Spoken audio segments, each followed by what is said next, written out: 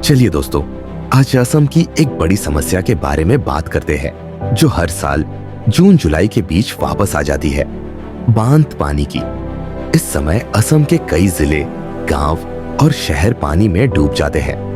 पर क्या आपने सोचा है कि इस बांध पानी के बाद लोगों की हालत कैसी होती है, उनका जीने का तरीका क्या होता है और सरकार इस मुश्किल घड़ी में क्या कर रही है? आज हम इन सब बातों को समझेंगे। कुछ जिलों में तो पानी इतना भयानक तरीके से घुस जाता है कि लोगों को अपने घर छोड़कर निकलने का भी मौका नहीं मिलता। घर डूब जाते हैं और लोग मजबूरन सड़कों, खुले आसमान के नीचे आ जाते हैं। बच्चे, बुजुर्ग, महिलाएं सभी अपने घर के बिना जिंदगी गुजारने पर मजबूर हो जाते हैं। और यह सिर्फ गांव की बात नहीं है, गुवाहाटी जैसे बड़े शहर भी इस बार पानी की वजह से डूब गए हैं। रास्ते, गलियां सब पानी में डूब जाते हैं। गाड़ियां चलना बंद हो जाती है, ट्रैफिक पूरी तरह ठप हो जाता है। लोग अपने काम धंधे पर जाने में असमर्थ हो जाते हैं। लोगों का सब कुछ छिन जाता है। कोई अपना छोटा सा ठेला छोड़कर निकलता है तो कोई अपनी पूरी मेहनत की कमाई पानी में डूबते हुए देखता है। जो दिन भर मेहनत करके अपने परिवार का सहारा थे, आज वही लोग एक प्लेट खाने के लिए लाइन में खड़े हैं। सरकार ने कई जगह रिलीफ कैंप लगाए हैं जहां लोगों को खाना, पानी और बेसिक दवाइयां मिल रही है। लेकिन ग्राउंड रियलिटी यह है कि मदद हर जगह एक जैसी नहीं पहुंच पाती। जहां सिस्टम पहुंचा वहां थोड़ा सहारा मिला, लेकिन जहां नहीं पहुंचा वहां लोग अब भी इंतजार कर रहे हैं। यह बांध पानी सिर्फ एक प्राकृतिक समस्या नहीं, बल्कि एक ऐसी मुसीबत है जो हर साल असम के हजारों लोगों की जिंदगी को बदल कर रख देती है।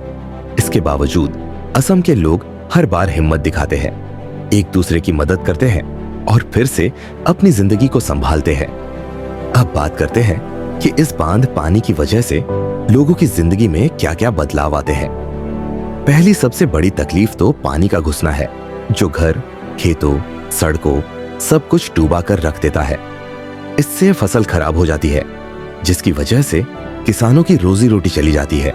किसान अपने खेत और जमीन को बचाने के लिए पूरी जान लगा देते हैं, पर पानी बहुत ज्यादा होने की वजह से सब बेकार हो जाता है। दूसरी तरफ लोगों के घर डूबने से उन्हें अपनी सारी चीजें छोड़कर सेफ जगह पर शिफ्ट होना पड़ता है। रिलीफ कैंप्स में रहना पड़ता है, जहां सुविधाएं बहुत बेसिक होती है। सफाई, पानी, खाना, दवाई सब कुछ लिमिटेड होता है और वहां जिंदगी कटना मुश्किल हो जाता है। बच्चों की पढ़ाई रुक जाती है, स्कूल बंद हो जाते हैं और उनके लिए समय काफी मुश्किल गुजरने लगता है। शहर गुवाहाटी में भी स्थिति उतनी ही गंभीर होती है। रोड्स और ब्रिज डूब जाते हैं, ट्रांसपोर्टेशन पूरी तरह रुक जाता है। इससे डेली वेज वर्कर्स, स्टूडेंट्स और ऑफिस जाने वाले सभी प्रभावित होते हैं। काम नहीं होता, बाजार बंद हो जाते हैं और शहर की इकोनॉमी प्रभावित होती है। सरकार हर साल फ्लड कंट्रोल के लिए कई योजनाएं चलाती है, जैसे एम्बैंकमेंट बनाना, नदी की खुदाई करना और रिलीफ कैंप लगाना। लेकिन प्रकृति की ताकत इतनी ज्यादा है कि कई बार ये प्रयास पूरा फायदा नहीं कर पाते। फिर भी सरकार और लोकल प्रशासन फ्लड विक्टिम्स के लिए इमरजेंसी रिस्पांस टीम्स भेजती है, जिससे लोगों को जल्दी से मदद मिल सके। वॉलंटियर ग्रुप्स, एनजीओ और लोकल लोग भी मिलकर मदद करते हैं। पर ग्राउंड रियलिटी ये है कि इंफ्रास्ट्रक्चर और प्लानिंग में अभी भी बहुत सुधार की जरूरत है। दोस्तों, असम का बांध पानी एक प्राकृतिक दुश्मन है जो हर साल जिंदगी से लड़ता है। पर इस लड़ाई में हम सबका योगदान जरूरी है, चाहे वो अवेयरनेस फैलाना हो, मदद पहुंचाना हो या फ्लड कंट्रोल के सस्टेनेबल तरीके सोचना हो।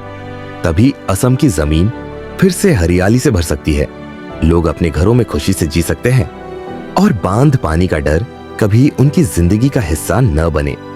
असम के लोगों की हिम्मत देखकर हम सबको सीखना चाहिए।